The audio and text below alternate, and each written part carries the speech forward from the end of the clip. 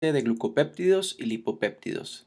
Habíamos hablado en la primera parte sobre los mecanismos de acción y sobre algunas características de la vancomicina como un representante de los glucopéptidos, y hablamos también de la estructura química.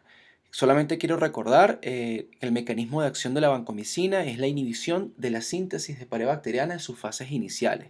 Es un potente bactericida y que lo que hace básicamente es inhibir la síntesis de peptidoglucanos, pero en un paso previo de los betalactámicos, y por tanto no tiene ninguna relación con unión a proteínas fijadoras de penicilina. Esto es una acotación bien relevante en relación a que podemos confundir los inhibidores de síntesis de pared bacteriana y todos englobarlo como betalactámicos, y esto no tiene una estructura química de un betalactámico y no actúa con la unión de la proteína fijadora de penicilinas. En esta segunda parte vamos a discutir las indicaciones clínicas de este fármaco, la teicoplanina como otro glucopéptido, y vamos a ver la doctomicina como representante de los lipopéptidos. En la primera parte también hablamos sobre la cobertura antimicrobiana de la vancomicina y hablamos que tenía una cobertura exclusiva contra gram positivos, en vista que tenía resistencia natural por la impenetrabilidad que tiene este fármaco ante los gram negativos. Recordemos que es una molécula de alto peso molecular. Entonces las aplicaciones terapéuticas de este fármaco van a estar en infecciones de primera línea, en infecciones por estafilococos aureus cuando se sospecha resistencia a meticilina. Es importante entender esto porque no toda infección estafilocóxica tiene criterio para inicio de vancomicina, sino solamente cuando se sospecha de resistencia.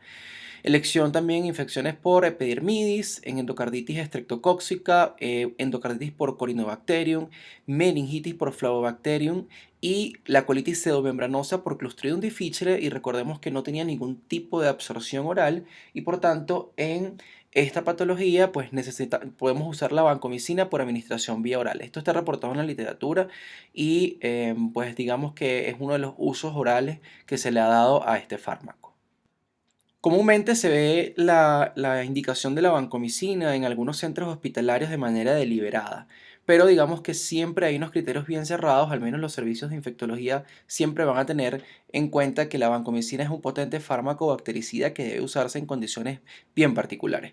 Estas van a ser las infecciones relacionadas con catéter clínicamente sospechosas por su incidencia de infección por gram positivos, colonización conocida por neumococos resistentes a betalactámico, un hemocultivo positivo para gram positivos, pacientes con deterioro cardiovascular que no han respondido a la primera línea de antimicrobianos, en la quimioterapia intensiva que produce daño sustancial en la mucosa para evitar infecciones por gram positivos, incremento del riesgo de infección por estreptococos resistente a penicilina, y en la profilaxis de la neutropenia febril, o más bien en el caso de la neutropenia febril es usado este fármaco para la cobertura amplia de gram positivos. Pasamos a otro glucopéptido, en este caso vamos a hablar de la teicoplanina. Fíjense que tiene una estructura bien grande, tiene un peso molecular bien elevado. Es un semisintético obtenido por este microorganismo. Se diferencia con la vancomicina porque tiene mayor liposolubilidad y tiene mayor unión a proteínas plasmáticas, pero tiene un mismo espectro antibacteriano y también se ha reportado poca resistencia ante este fármaco.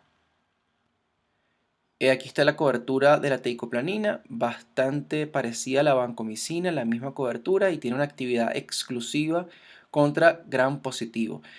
Tenemos que recordar también que los glucopéptidos van a ser de espectro reducido, porque solamente tienen cobertura para gram positivo. No podemos hablar esto de amplio espectro a pesar de que tenga una buena cobertura para gram positivos y que sea un potente bactericida. Es de espectro reducido, solamente para gram positivos. En relación a las características farmacocinéticas, no se absorbe tampoco por vía oral, pero tiene una particularidad, que es que también tiene presentaciones intramusculares, a diferencia de la vancomicina. Y además tiene una semivida de 87 horas y la administración de la teicoplanina es orden día. Fíjense cómo varía aquí la unión a proteínas plasmáticas un 90% y tiene excreción urinaria por filtración glomerular. Entonces, una diferencia farmacocinética de la teicoplanina en relación a la vanco es la unión a proteínas plasmáticas, el tiempo de administración y que además tiene administración intramuscular, no solamente endovenosa. Si bien es cierto que este fármaco es bien tolerado y que no presenta la reacción histaminérgica de síndrome de hombre rojo, y puede ser administrada intramuscular o endovenosa, pues los efectos adversos son casi los mismos que la vancomicina, exceptuando el síndrome de hombro rojo, pero con menor incidencia. Fíjense que hay menos incidencia de tromboflebitis cuando se administra vía endovenosa, y lo que sí puede producir es difusión hepática transitoria. Eso también pudiese verse con la vancomicina y se relaciona con aumento de las transaminasas. Pudiese haber alteraciones acústicas y algunas reacciones cutáneas de hipersensibilidad, pero no produce ningún tipo de reacción histaminérgica. Las aplicaciones terapéuticas son las mismas, tiene una actividad bastante parecida a la vancomicina desde el punto de vista de cobertura antimicrobiana. Hablé de la semivida prolongada y su administración de 24 horas. Sin embargo, en infecciones graves la teicoplatina no está indicada en relación a su volumen de distribución y la unión a proteínas plasmáticas. Por tanto, la vancomicina sigue siendo la indicación por excelencia en casos de infecciones graves en el paciente gravemente enfermo, en vista que tiene un volumen de distribución mucho más adecuado y menor unión a proteínas plasmáticas. Pasamos a los lipopéptidos. En este caso, a pesar de que en la primera parte vimos que había otros ejemplos de lipopéptidos, aquí vamos a recalcar solamente la daptomicina.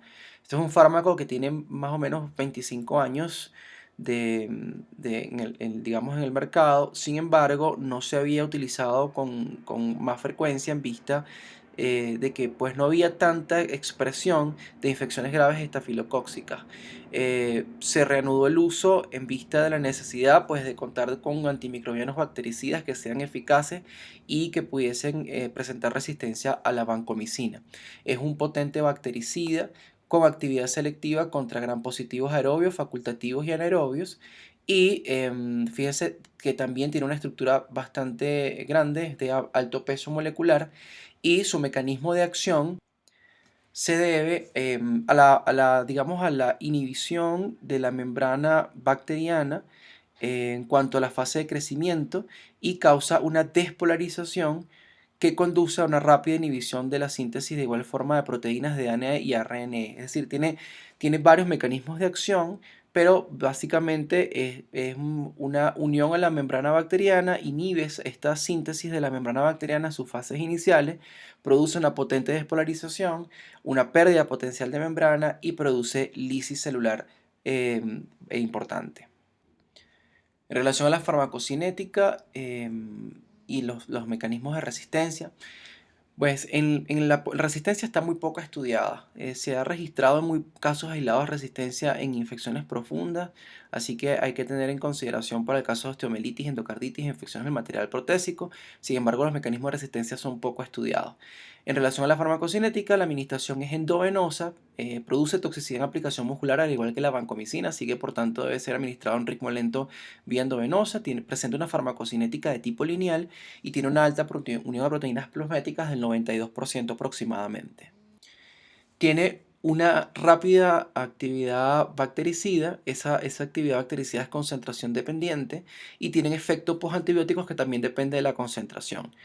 Se debe hacer ajuste renal, pero sobre todo en clearance menores de 30 mililitros, o sea que tiene un rango bastante amplio. La administración es cada 24 horas, tiene excreción renal al 80% y se usa, digamos, en todas las infecciones donde sospecha resistencia a la vancomicina. Y una característica es que este fármaco se inactiva en presencia del surfactante pulmonar y por tanto no debería ser usado en casos de neumonía, no es su indicación. En relación a los efectos adversos, puede producir lesión musculoesquelética y hay que hacer controles periódicos de la creatinquinasa porque puede producir aumento de la CK. Esto no es criterio para suspensión, pero hay que tener en cuenta este indicador clínico. Por último, vamos a hablar de la bacitracina, y esto lo vamos a hablar no porque sea un glucopéptido ni un lipopéptido, sino porque, si bien es cierto que tiene una estructura polipeptídica, es un inhibidor de la síntesis de pared bacteriana, pero en fases diferentes a lo que hacen los betalactámicos, que tiene que relación con la unión a proteínas fijadoras de penicilina. Las bacitracinas constituyen un grupo de antimicrobianos polipeptídicos, como les acabo de mencionar, y también inhibe la síntesis de la pared bacteriana en las fases iniciales, tiene una buena cobertura contra gram positivos y su aplicación es solamente tópica en presentación dermatológica y oftálmica en vista que genera mucha nefrotoxicidad por vía parenteral y muchos efectos adversos. Su administración, por tanto, solamente es parenteral, solamente es enteral, solamente se hace por vía que no sea parenteral ni enteral, sino tópica y oftalmológica. Entonces recordamos solamente vía dermatológica y oftalmológica, nunca parenteral ni enteral. Tiene pocos resultados en relación a la erradicación del estado portador nasal de estafilococos, así que no es la primera línea para los portadores de estafilococo. Y pues en relación a los efectos adversos son poco descritos siempre y cuando se administre de forma adecuada por presentación tópica. Infección de piel y partes blandas, conjuntivitis supurativa y úlcera corneal son, digamos, las tres condiciones donde se usan estos fármacos. Y bueno, esto fue todo la segunda parte de los glucopéptidos y lipopéptidos. Espero que les haya sido de utilidad y nos vemos en una próxima oportunidad. Gracias por ver mi canal de YouTube.